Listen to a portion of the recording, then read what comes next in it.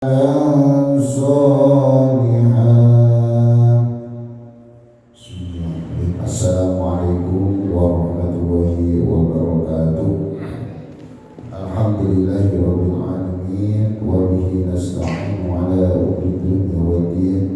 Wassalatu wassalamu ala asyrafil anbiya'i wal mursalin sayyidina wa maulana Muhammadin wa ala alihi wa sahbihi ajma'in. Rabbi shrah li sadri wa yassir li amri wahlul 'uqdatam min lisani yafqahu qawli. Qul subhanaka la ilma lana illa ma 'allamtana innaka antal 'alimul hakim. Jemaah dari Allah Subhanahu wa taala, pertama kita mari bersama-sama bersyukur kepada Allah Subhanahu wa taala atas segala nikmatnya sehingga kita semua dikehendaki untuk bisa bersama-sama beribadah sholat subuh berjamaah dengan harapan kita melaksanakan semua ibadah yang kita lakukan senantiasa diterima oleh Allah Subhanahu wa taala.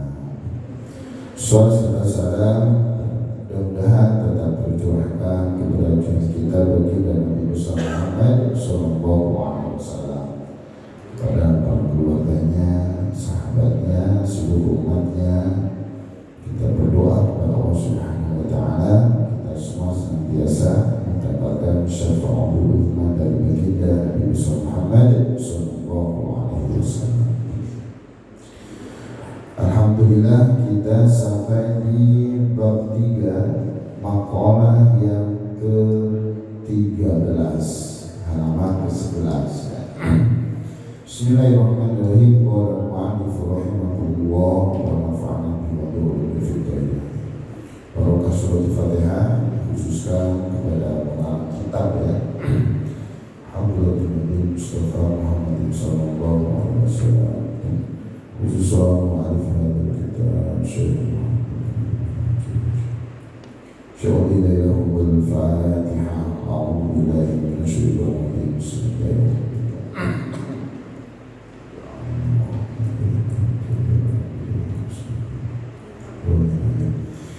Wal maqalatu ats-tsalitsata asyrata, nasihat yang ke-13. Adil Hasan al-Basri, dari Hasan al-Basri radhiyallahu anhu. Nasihat yang ke-13 ini dari bagian tabi'in ya, yang namanya Hasan al-Basri. Beliau terkenal ulama besar ya. Wa huwa min akabir tabi'in. Beliau itu yakni Hasan al-Basri termasuk pembesar tabi'in. Akabir tabi'in, pembesar, orang-orang paling besar di kalangan tabi'in. Jadi nasihatnya bukan main-main ya, bukan sembarang. Apa bentuk nasihatnya? Mala adaba lahu ma'allahi ta'ala wa ma'al khalqi. Barang siapa yang tidak ada adab baginya beserta Allah atau bersama Allah dan bersama makhluk, apabila tidak ada adab baginya, la ilma lahu, maka tidak ada ilmu baginya. Yutaddu bihi, yang diangkat.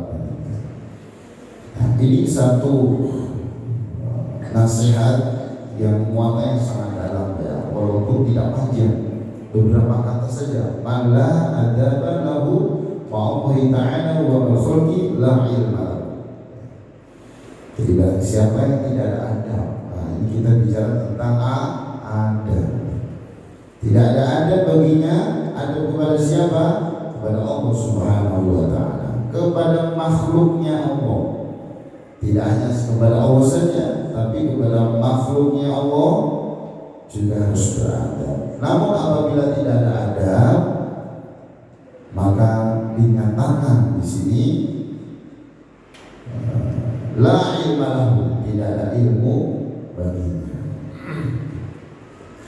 Nah, ini pentingnya kita belajar tentang adab ya. Karena ketika kita tidak beradab, berarti secara otomatis kita tidak atau dianggap sebagai orang yang tidak berilmu. Nah, sekarang pertanyaannya, Mengapa kita harus beradab kepada Allah? Karena dinyatakan dalam kitab ini, la adab lahu ma'allahi ta'ala. Adab kepada Allah Subhanahu wa ta'ala. Adab itu apa adab itu? Ya, sifat yang tumbuh dalam jiwa, yang kemudian menghasilkan amalan-amalan yang mudah dilakukan tanpa ada pemikiran, tanpa ada pertigaan, mudah dilakukan. Namun apabila amalan-amalan yang dilakukan dalam baik, maka itu namanya akhlak terpuji. Namun sebaliknya, apabila amalan-amalan, perbuatan-perbuatan itu buruk, berarti itu namanya akhlak yang buruk. Maka pentingnya kita belajar adab. Pertama, adab atau akhlak kita kepada Allah. Mengapa kita harus beradab kepada Allah? Karena yang menciptakan diri kita ini adalah Allah Subhanahu wa ta'ala. Dengan begitu besar keagungan Allah, kekuasaan Allah menciptakan kita dari setetes air yang begitu hina, yang begitu sangat-sangat tidak terpandang bahasa sederhana. Saking ini dikasih pun belum tentu mau ya buat apa begitu ya. Itu pun menjadi sosok orang yang akan dimuliakan oleh Allah dengan setetes air mani itu. Kalau dalam Al-Quran, walaqad khalaqnal insana min sulalatin min tin thumma ja'alnahu nutfatan fi qararin makin thumma khalaqnal nutfata 'alaqatan fa khalaqnal 'alaqata mudghatan fa khalaqnal mudghata idhaman fa kasawna idhama lahman thumma ansha'na khalqan akhar fatabarakallahu ahsanul khaliqin. Surat Al-Mu'minun ayat 12-14. Sungguh kami telah menciptakan manusia dari khalaqnal insana min tin, dari saripati yang berasal dari tanah.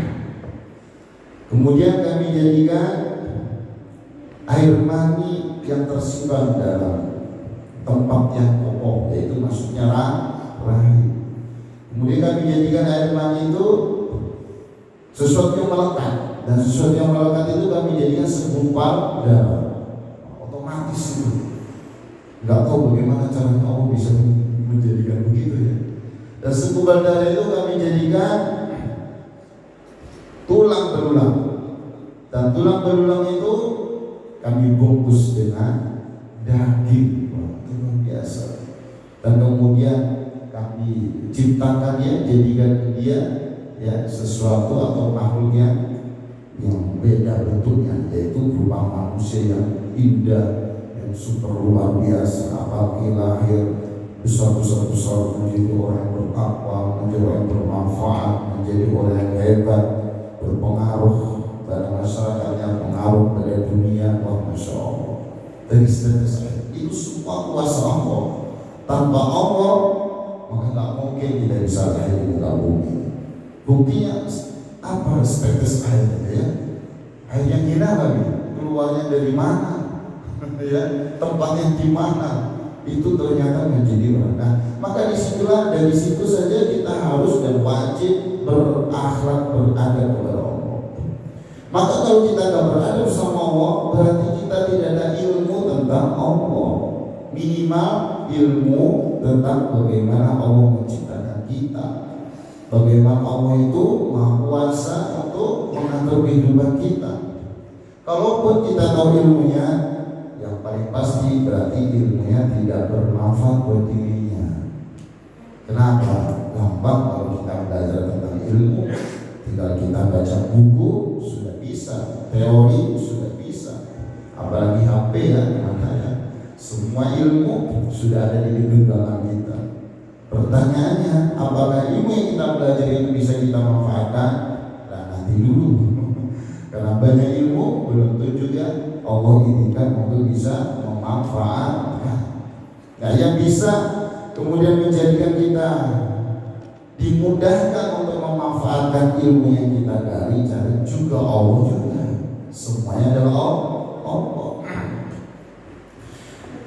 Bahkan kita lahir di dunia ini ya, anak semuanya yang menyaksikan, kita lahir di bumi ini sudah dijamin oleh Allah perjalanan hidup kita, termasuk fasilitas-fasilitas yang luar biasa, sehingga kita bisa kemudian meneruskan kehidupan kita di muka bumi ini. Semuanya difasilitasi oleh Allah. Makanya kalau nggak sampai beradab sama Allah, betul la ilma, tidak ada ilmu bagi kita tentang kekuasaan Allah, tentang kewajiban kita kepada Allah dan lain sebagainya. Ada satu ayat An-Nahl ayat 78. Wallahu akhrajakum min butuni ummahatikum la ta'lamuna syai'an wa ja'ala lakum as-sama' wal absara wal afida la'allakum tashkurun. Allah mengeluarkan kamu dari perut ibumu tanpa mengetahui sesuatu pun tanpa diketahui. Allah memberikan pendengaran, penglihatan, kemudian sama'ul basar wal afida, hati nurani. Kuncinya, poinnya la'allakum tashkurun. Dan berhenti sama'ul basar wal afida, tidak. Jadi Allah menciptakan kita, memberi organ tubuh yang begitu indah. Tidak hanya sekedar fasilitas kita pakai untuk kehidupan saja, tidak. Tapi la'allakum tashkurun. La'allakum tashkurun inilah agar kita bersyukur kepada Allah. Di situ muncul yang namanya adab, akhlak. Kalau kita beradab, berarti kita bersyukur. Nah, nanti kita akan bicara bagaimana kita beradab kepada Allah sebagai bentuk rasa syukur kita kepada Allah. Kenapa? Karena semuanya itu merupakan nikmat yang Allah berikan. Ya, nah, nikmat banget kita dikasih mata, nikmat yang luar biasa, bisa memandang, bisa melihat kuasa Allah yang begitu indah, yang luar biasa. Berarti kan suatu kenikmatan besar. Nah, bagaimana kita kemudian bisa mensyukurinya? Kalau kita bersyukuri dan bersyukur atas semua pemberian Allah, maka la in syakartum la azidannakum, maka pasti akan ditambah kenikmatan itu. Alhamdulillah.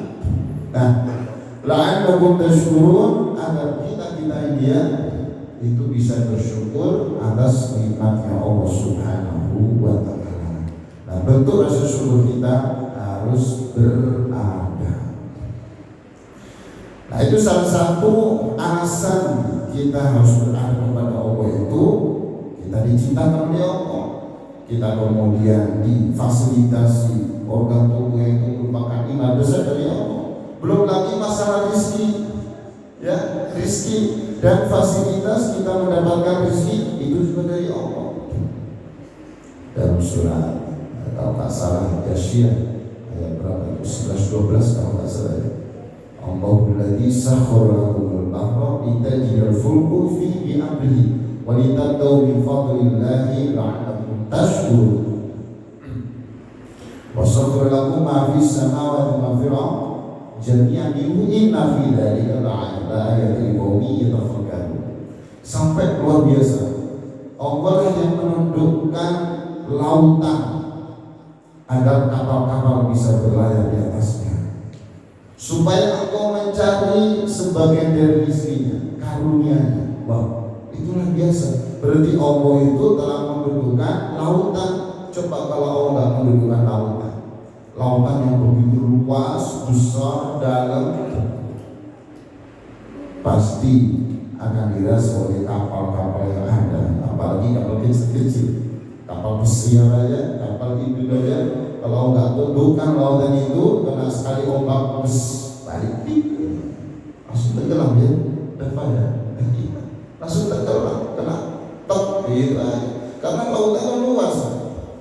Kalau ada kapal pesiar, kapal induk aja, ya, bersihkan di atas laut, kita lihat dari atas itu nggak kelihatan, bahkan kecil gitu, bahkan mungkin nggak kelihatan. Apalagi dari jarak jauh, saking besarnya lautan itu. Bahkan daratan sama lautan luas lautan. Dengan lautan yang begitu luas, maka besar sekali bisa terjadi ombak yang begitu besar. Terus itu bisa saking besarnya lautan, tapi tidak Allah tentukan. Nah, kalaupun ada ombak kecil aja ya, nah, jangan sampai mencelakakan makhluk yang ada di atasmu ya. Nah itu semua adalah Allah. Maka kalau kita berada di atas Allah, kita sambil merenung, ya Allah, kuasa-Mu, Engkau menundukkan lautan yang begitu luas ini. Seandainya enggak Engkau tundukkan, sekali ombak terbalik kabar itu, kemana kita? Maka pasti enggak akan orang berani berlayar di atas laut, berlayar di laut enggak akan berani kalau seandainya laut itu tidak ditundukkan oleh Allah. Dan begitu semua ditundukkan, jadi enaklah kita yang berlayar cari ikan, berlayar cari rezeki untuk makhluknya Allah yang ada di lautan sana, berlayar kemudian ingin kesana kesini sebagai untuk perjalanan kita ya, lewat mana, lewat jalur laut dengan naik kapal dan seterusnya. Enak kita ya.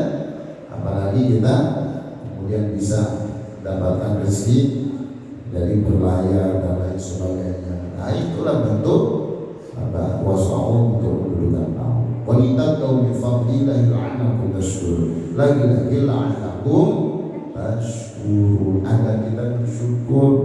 Jadi kalau kita udah dapat rezeki dari Allah terus gak bersyukur, salah besar. Bentuk rasa syukur kita apa? Tambah meningkat ibadahnya, tambah meningkat ketakwaan. Begitu ya Iqbal ya. Nah, itu Umar ya. Wasakhkhara lakum ma fis samawati, belum lagi Allah yang menundukkan juga apa-apa yang di langit dan di bumi. Semua ditundukkan oleh Allah, jami'an minhu, seluruhnya. Minhu dari termasuk bagian dari rahmat Allah, rezeki dari Allah yang akan diberikan kepada makhluk, yaitu siapa? Salah satunya manusia. Siapa Haris? Manusia. Kita ini makhluk yang dispesialkan oleh Allah ya.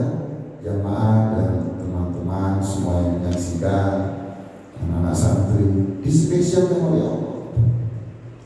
Sampai apa-apa di langit dan di bumi ditundukkan agar kita kemudian bisa mendapatkan rezeki dari Allah, termasuk kita bisa beraktivitas mencari nafkah, beraktivitas untuk mencari atau menuntut ilmu, beraktivitas untuk ini untuk itu, semuanya itu karena Allah yang menundukkan. Kalau tanpa Allah yang menundukkan, mungkin ya nggak mungkin lagi betul. Matahari sudah jatuh, bulan jatuh, belum bintang-bintang, belum satelit, belum yang ada di galaksi sana, biar jatuh nggak tahu mana. Kenapa mereka itu seperti matahari keluar sesuai dengan waktunya? Ya karena Allah yang menentukan. Kalau nggak Allah tentukan, mungkin nggak keluar nih, gelap terus. Masalah, udah masalah banget. Masalah, salah satu masalahnya tumbuh-tumbuhan nggak akan tumbuh. Kan tumbuh yang bisa tumbuh itu salah satunya karena ada pancaran sinar matahari. Kalau nggak begitu repot orang kerja, repot dan segala macamnya ya. Nah itu. Atau nggak ada malam, terang terus panas, masalah juga. Tapi kalau tundukkan, jadi apa yang ada? Sehingga itulah yang Allah merupakan anugerah besar. Nah inilah yang menjadikan kita itu betul-betul harus merenung ya, merenung bahwa kita itu memang sudah seharusnya berada kepada Allah. Itu bekal. Belum lagi memang kita diciptakan oleh Allah sebagai makhluk yang mulia. Walaqad karramna bani Adam wa hamalnahum. Jadi kami itu telah memuliakan anak-anak. Wa hamalnahum fil barri wal bahri wa razaqnahum min at-thayyibati wa faddalnahum 'ala katsirin mimman khalaqna tafdila. Dalam surat kalian tahu ya? Surat Al-Isra ya, kalau nggak salah 70 ya, kalau nggak salah. Sungguh telah kami muliakan anak Anda. Kita dimuliakan sama Allah. Antum harus bersyukur sama Umar ya. Alhamdulillah dimuliakan sama Allah. Dimuliakan apa? Kami angkut mereka di lautan dan di daratan, fil barri wal bahr, daratan dan lautan. Dan kami beri rezeki mereka minat thayyibat yang baik-baik. Kita itu sudah diberi rezeki dari Allah ya. Itu yang baik. Wafadhalnahum 'ala katsirin mimman khalaqna tafdila, dan kami jadikan mereka manusia yang punya kelebihan. Wafadhalnahum, kami lebihkan mereka. Kita itu dilebihkan 'ala katsirin mimman khalaqna tafdila. Dilebihkan dari mana? Dari makhluk-makhluk Allah yang jumlahnya banyak.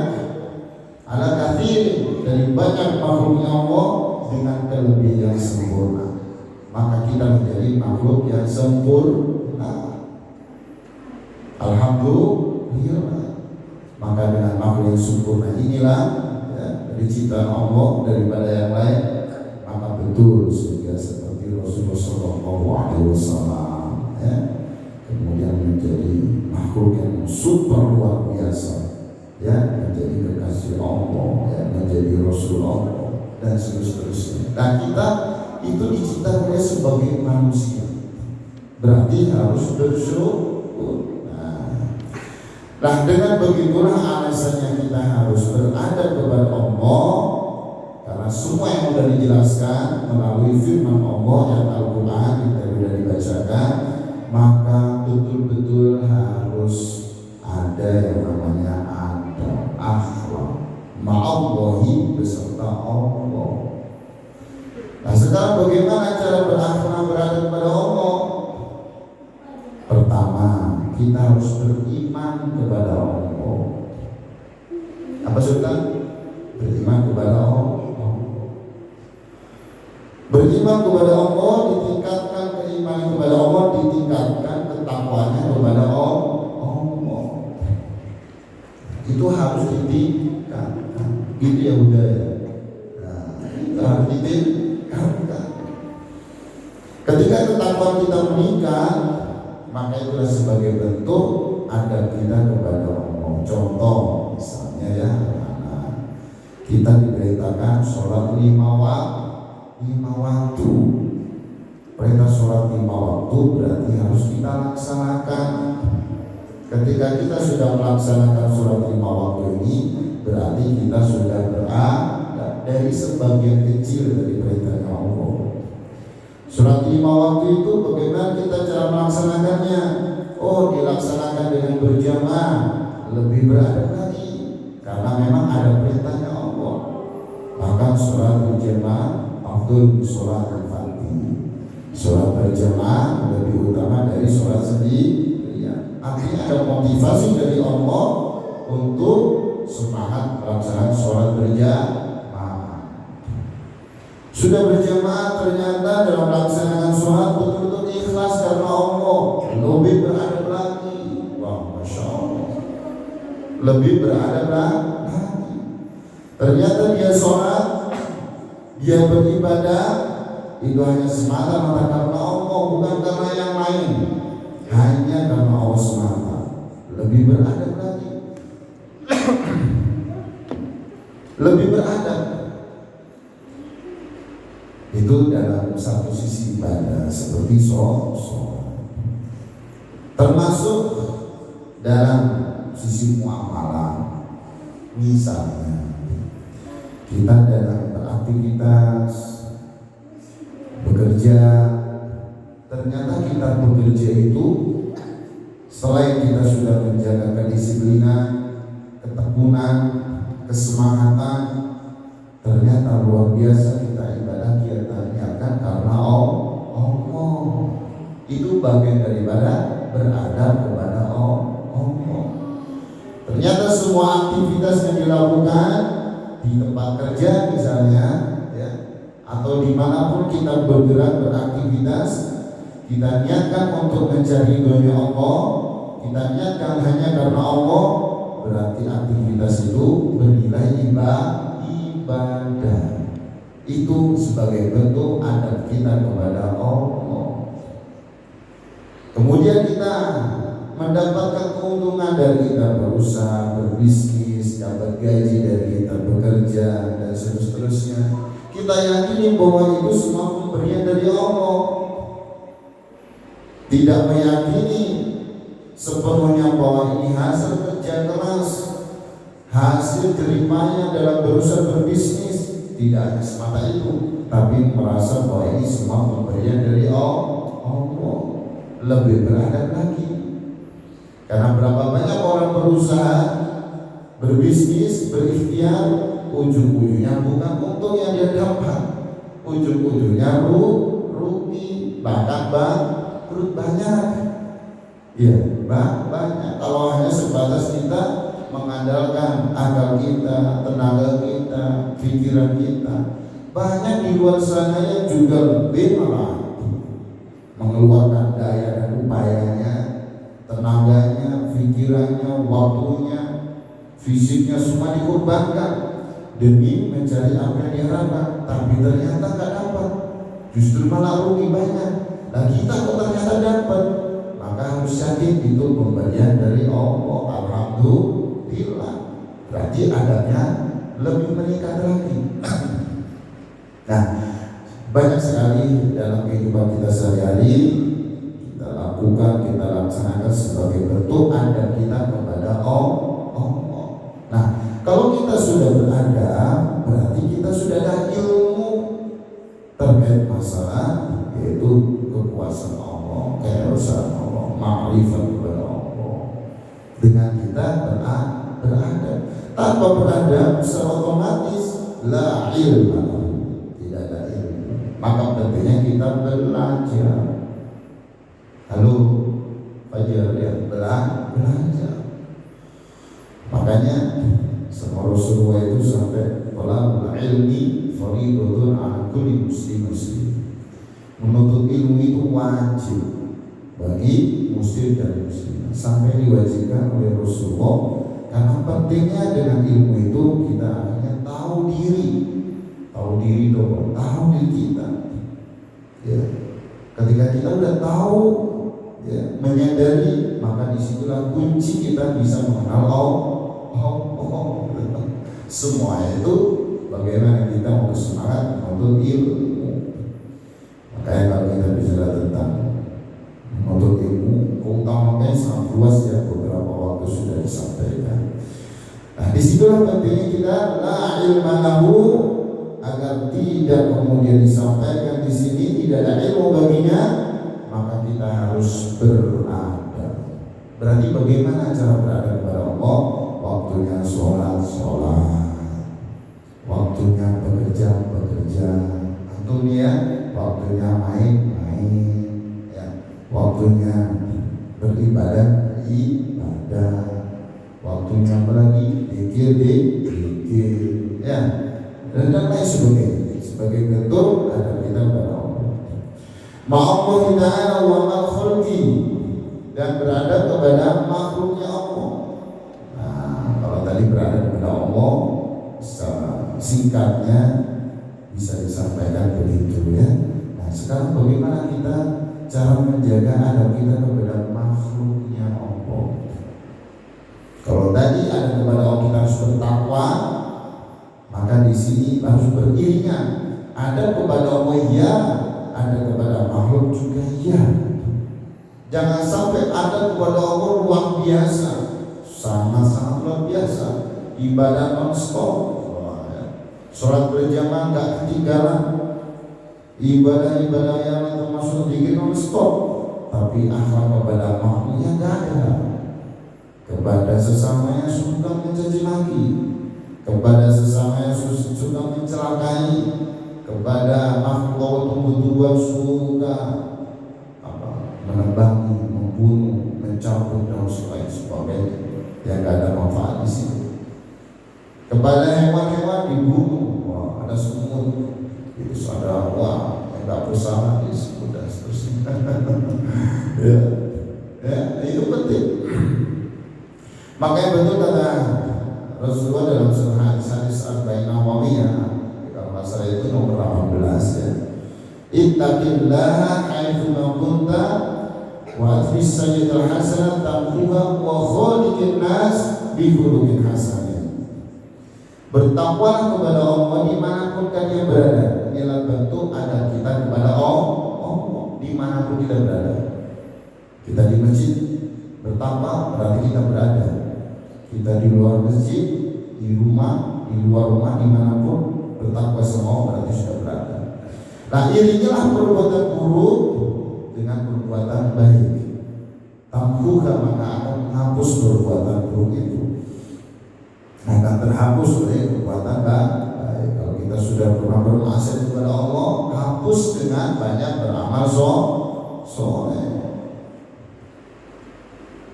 Innal hasanat yudhibnas sayyi'at, gitu ya. Sesungguhnya kebaikan-kebaikan itu bisa menghapus keburukan. Wa khaliqin nas bi khuluqin hasan. Rasulullah menyampaikan dan digandenkan dengan perintah kita bertakwa sebagai bentuk hablum minallah kita, hubungan dengan Allah. Maka hubungan dengan makhluknya Allah di antara manusia itu juga beriringan. Wa khaliqin nas, dan berakhlaklah kepada manusia bi khuluqin hasan, dengan akhlak yang baik.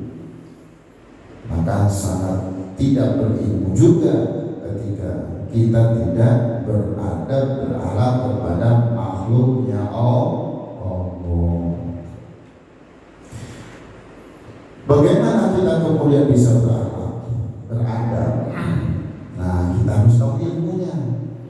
Salah satu ini ada satu hadis Nabi dari Uqbah bin Amir ketika beliau itu datang kepada Rasulullah, salah satu sahabat Nabi. Beliau pegang tangan Rasulullah, Rasulullah pun memegang tangan beliau. Kemudian, wahai Uqbah, maukah kau aku kasih tahu, aku kabarkan? Maukah aku kasih tahu, kau kabarkan bahwa akhlak yang paling utama bagi penduduk dunia dan akhirat. Wah, mantap. Penduduk dunia akhirat. Ya, hari ini gak cukup penduduk dunia, penduduk dunia akhirat. Apa itu akhlak yang paling utama?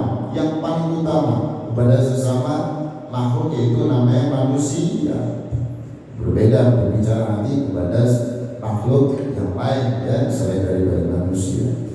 Oh bala ya Rasul, ingin banget lah bahasa sederhana. Ya, saya mau menerima. Apa itu? Yang merupakan akhlak paling mulia, paling utama bagi penduduk dunia dan akhirat. Yang pertama, kata Rasulullah itu, yang pertama kan ada tiga. Yang pertama apa itu ya? Santunilah, berilah orang yang menolak memberimu. Apa itu? Jadi berilah orang yang sudah menolak untuk memberimu, bahkan tidak memberimu ketika engkau kemudian membutuhkan sesuatu dia tolak.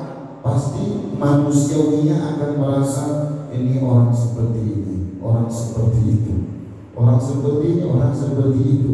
Tapi justru kita apabila kemudian kita baiki orang itu dengan kita santuni, dengan kita berikan, dengan kita kemudian kasih hadiah, itulah akhlak yang luar biasa. Akhlak yang luar biasa. Itu salah satu dari tiga yang kemudian Rasulullah mengkabarkan kepada sahabat Uqbah bin Amir.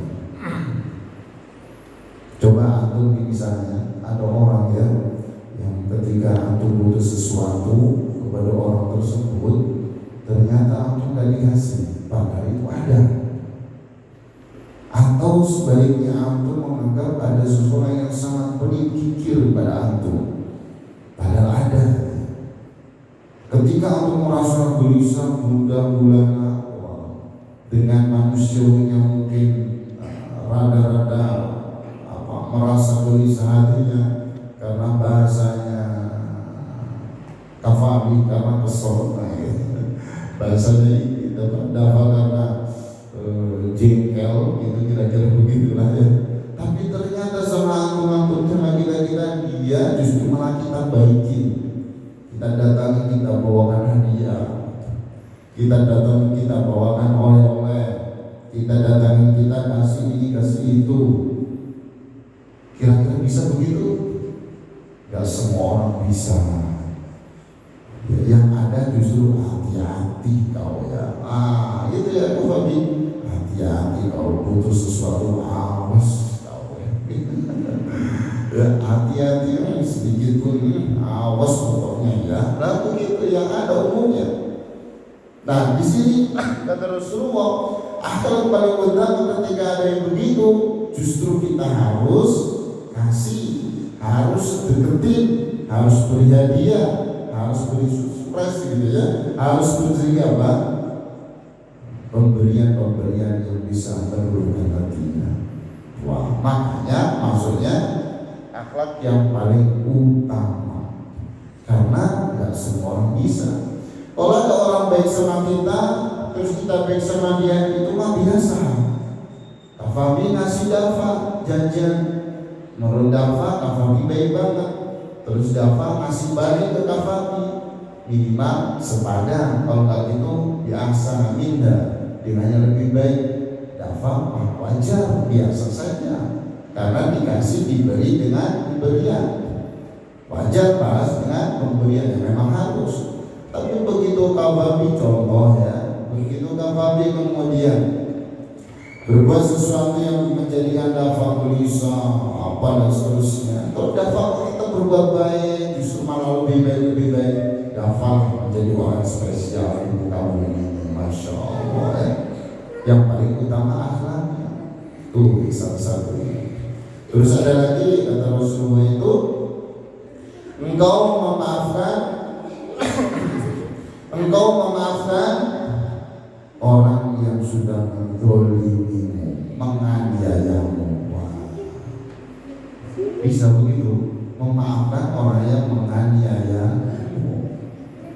Jadi kalau kita dianiaya sama orang, ya, didolimi sama orang, dicelakai sama orang, kemudian dicelai sama orang, dihina sama orang, apalagi dan seterusnya. Justru kita kok membalasnya dengan baik, kita bisa membalasnya dengan tetap menjaga apa itu hubungan kita. Terus kemudian kita tetap untuk berkasih sayang sama dia, karena kita terus bisa memaafkan dia. Itulah paling utamanya akhlak. Halo. Kalau bisa begitu, maka dia akan menjadi orang spesial. Seperti siapa? Rasulullah SAW menjadi orang yang paling spesial di muka bumi. Bahkan makhluk Allah yang paling spesial. Contoh ya, kita sering tuh mendengarkan ya, ada pengemis buta di pojok pasar Madinah ya, yang mana si buta ini hari-harinya selalu mencela Nabi, selalu mencela, mengatai Nabi ya, dengan mengoceh sana sini jelek-jelekan Nabi. Hei kalian semua, jangan deketi yang namanya Muhammad. Dia itu adalah penyihir, pembohong, pendusta, jangan deketi dia. Tapi Rasulullah tiap pagi selalu datang untuk memberi sarapan, menyuapin si pengemis ini. Termasuk ocehannya itu juga dilontarkan kepada seseorang yang sedang nyuapinya. Siapa? Dia adalah Muhammad SAW. Tapi Nabi Muhammad tetap berkasih sayang sambil nyuapin, kamu ya, jangan sekali-kali deketi yang namanya Muhammad. Dia itu pendusta, dia itu pembohong ya. Jangan deketi dia.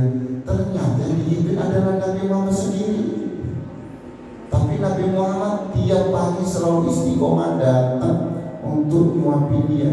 Kenapa? Karena dia butuh seseorang, butuh bantuan. Kenapa? Selain dia kemudian tidak bisa melihat, dia juga butuh untuk bisa makan dan kesehariannya, disuapin terus. Coba aku bayangin deh sambil bagaimana akhlaknya Rasulullah itu gitu. Ya udah ya, sebelum bayangin, Masya Allah ya, bagaimana luar biasanya. Sebelum Rasulullah datang sudah dengar duluan oceh-ocehan itu, kalian nanti. Padahal yang akan datang adalah beliau Muhammad Sallallahu Alaihi Wasallam. Bahkan saking sayangnya Nabi Muhammad kepada pengemis tersebut itu luar biasanya ya, sampai belum beliau suapkan itu ya, beliau punya terlebih dahulu, haluskan terlebih dahulu agar tidak merepotkan dan agar tidak menyulitkan si pengemis yang akan disuapi. Dikunyah dulu, coba Umar dikunyah dulu ya, gitu. Setelah itu baru kemudian disuap. Nah, betul rasa kasih saya. Tapi Rasulullah sekali lagi nggak ada itu kemudian dibalas dengan cacian makian. Tidak itu kemudian dibalas dengan kezaliman tidak. Buktinya Rasulullah tiap pagi selalu datang. Bisa aja Rasulullah balas dengan minimal nggak balik lagi. Kamu udah dikasih rani, udah disuapin tiap pagi masih aja mencaci maki aku. Sudah biarinlah kamu terserah kamu gitu. Atau lebih parah, awas ya, kasih makanan jalannya kasih racun. Nggak tahu juga kan, tapi enggak Rasulullah. Sehingga ketika Rasulullah wafat, sahabat Abu Bakar ya tanya kepada Sayyidah Aisyah, amalan yang terbiasa dilakukan oleh Rasulullah yang belum dilakukan oleh Abu Bakar. Terus kemudian Sayyidah Aisyah mengalahkan ada satu amalan yang belum Allah lakukan, yaitu memberi makan pengemis yang ada di pojok kawasan Madinah. Dia bagi Rasulullah datang ke sana. Abu Bakar datang, terus kemudian langsung disuapin. Kamu bukan orang yang biasa. Oh begitu jawabannya. Kamu bukan orang biasa. Biasanya itu yang memberi suapan ke aku orang yang halus, lemah lembut, berkasih sayang. Sebelum nyopin aku pun dikunyah dulu, dia orangnya baik banget. Dianya itu orangnya sopan, beradab, berakhlak banget. Kamu bukan orang biasa. Belum, enggak, aku orang biasa. Bukan. Begitulah. Kira-kira begitulah bahasanya. Bukan, kamu bukan orang biasanya. Masih ngeyel juga. Aku orang biasa. Bukan, pokoknya bukan. Gitu ya betul ya. Pokoknya bukan. Nah seketika itulah langsung saudara Bungkar menangis. Jujur, iya betul. Aku memang bukan orang yang biasanya. Orang yang biasa datang dia sudah wafat. Masih belum kaget, belum tahu nih pengemis itu kalau yang wafat nanti adalah Nabi Muhammad SAW. Yang biasanya kesini memberi makan kepadamu itu yang sekarang sudah wafat, dia adalah Nabi Muhammad SAW. Wah, seperti itu juga dia langsung nangis sejadi-jadinya, langsung menyatakan masuk Islam syahadat, asyhadu an la ilaha illallah, asyhadu anna Muhammadar Rasulullah. Menyesal yang amat sangat. Kenapa menyesal? Karena selama ini yang dia caci, yang dia hina adalah Nabi Muhammad SAW yang ternyata berakhlak sangat mulia, dan itu dia tunjukkan, dia ucapkan, lontarkan ternyata juga di hadapan Nabi Muhammad sendiri, dan beliau tetap berkasih sayang kepadanya. Itulah contoh akhlak mulia yang luar biasa. Maka betul kata Rasulullah, akhlak yang paling utama yaitu tadi kita tetap kemudian memaafkan orang yang mendolimi kita. Berarti Rasulullah itu apa yang disampaikan sudah dilaksanakan semuanya. Kata Rasulullah nomor 3 itu yaitu engkau memaafkan ya orang yang mendolimimu. Rasulullah luar biasa. Maka ini harus kita jadikan sebagai panutan. Dan yang pertama tadi itu ya, pertama kata Rasulullah yaitu engkau menyambung ya silaturahim, hubungan dengan orang yang sudah memutus persaudaraan kepadamu. Itu yang pertama. Ya, sekali lagi kata Rasulullah SAW, wahai Abu Bakar, maukah engkau aku beritahu tentang akhlak yang paling utama penduduk dunia dan akhirat. Ya Rasul, bala ya Rasul, saya mau. Pertama adalah engkau menghubungkan yaitu kepada seseorang yang sudah memutus persaudaraan kepadamu. Ketika ada orang yang memutus persaudaraan kepada antum, pada kita semua ya, santri dan semua yang menyaksikan, maka apabila kita terus berusaha untuk menghubung dan untuk menyatukan kembali hubungan itu, itulah akhlak yang lebih utama. Tapi gak semudah ketika disampaikan. Umumnya ketika dalam memutuskan, apalagi dengan diiringi dengan cacian, maki segala macam, minimal kita gak menyapa. Begitu ya, Fajar ya, minimal ya. Maksimalnya lebih parah daripada itu. Minimal kita gak melihat, minimal kita gak datang, itu minimal. Tapi kalau kita ingin berakhlak yang utama, lebih utama, kita tetap harus menjaga hubungan kepada orang yang sudah memutus hubungan dengan kita. Kalau orang yang sudah menghubungkan hubungan baik dengan kita, itu biasa, seperti Fajar, terus menjaga hubungan dengan Buddha, hubungan persaudaraan biasa, karena memang sudah terhubung. Yang berat, yang luar biasa, ketika Buddha contohnya memutus hubungan dengan Fajar, hubungan persaudaraan, tapi Fajar tetap datang, tetap kemudian menghubungkan, tetap berkasih sayang. Wah, itu luar biasa. Makanya betul ya, afdalul akhlak, jadi lebih utamanya akhlak. Nah, ya, yang pertama ya, menghubungkan kembali yaitu orang yang sudah memutus persaudaraan. Yang kedua, menyantuni, memberi kepada orang-orang yang menolak memberi kepada kita. Dan yang ketiga kata Rasulullah, memaafkan orang yang sudah mendolimi kita. Itulah masuk kepada akhlak yang paling utama. Nah, disitulah jemaah yang berdoa Allah Subhanahu Wa Taala, salah satu bagian dari pembahasan tentang adab akhlak kepada sesama makhluknya Allah. Maka kita harus betul-betul bisa menjaga bagaimana kita menjaga hubungan baik dengan sesama kita, ya, sesama saudara, sesama muslim, sesama tetangga, sesama teman, sesama sahabat, sesama manusia. Tidak pandang agamanya apa, sukunya apa, ya, komunitasnya apa, organisasinya apa, perkumpulannya apa, tidak pandang itu. Semuanya harus berada di bawah naungan yang namanya kasih sayang. Dan apa? Islam hadir, rahmatan lil alamin, menjadi kasih buat apa? Yaitu rahmat bersama kepada manusia, kepada makhluk-makhluknya, ya. Tak boleh kemudian kita senang sendiri, lingkungan kita buang sampah sembarangan. Itu contoh gak beradab kepada makhluknya Allah. Semua buang sampah sembarangan, terus kemudian berlaku yang gak baik dan seterusnya kepada lingkungan itu. Baik itu gambar dari Allah Subhanahu Wa Taala. Ketika kita kemudian sudah beradab, berarti secara otomatis kita akan sudah berilmu. Namun apabila kita tidak beradab, berarti la ilma lahu, kita tidak ada ilmu bagi kita. Maka apabila kita sudah beradab, maka itu suatu hal yang besar. Karena al-adabu fawqal ilmi, adab itu di atasnya di atasnya masih ada. Ketika orang berilmu kemudian tidak beradab, apa artinya ilmu itu? Apa arti ilmu itu? Bagaikan apa? Bagaikan pohon yang tak berbuah, ya. Ada ilmu tapi tidak bermanfaat. Jadi adab itu salah satu buah dari adanya ilmu. Maka ketika kita sudah diizinkan oleh Allah untuk berilmu, maka harus naik level, yaitu sebagai orang yang beradab, ya. Apalagi sebelum belajar ilmu, lebih dahulu harus belajar adab, belajar etika.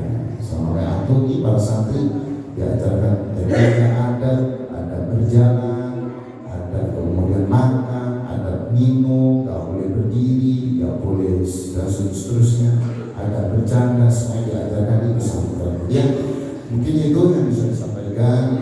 Kurang lebih mohon maaf. Bermanfaat dan tentunya bisa istiqomah. Akhir kalam, fikil aqwam thoriq. Wassalamualaikum warahmatullahi wabarakatuh.